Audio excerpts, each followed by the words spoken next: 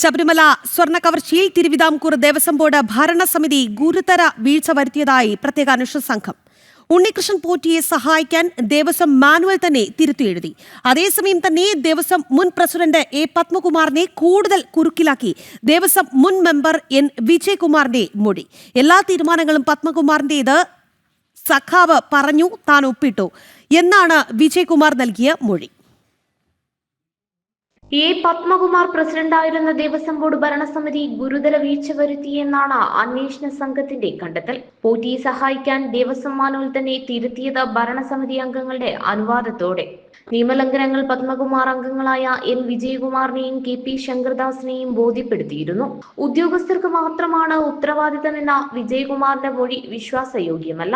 ആരോഗ്യ കാരണങ്ങൾ പറഞ്ഞ് ചോദ്യം ചെയ്യലിൽ നിന്ന് ഒഴിഞ്ഞുമാറുന്ന ശങ്കർദാസിന്റെ നീക്കങ്ങൾ നിരീക്ഷിക്കുകയാണെന്നും SIT വ്യക്തമാക്കി. അതേസമയം സ്വർണ്ണപ്പാളി പുതുക്കുന്ന കാര്യം ബോർഡ് യോഗത്തിൽ പത്മകുമാർ പറഞ്ഞപ്പോൾ മറ്റൊന്നും വായിക്കാതെയാണ് ഒപ്പിട്ടതെന്നാണ് വിജയകുമാർ മൊഴി നൽകിയിരിക്കുന്നത്.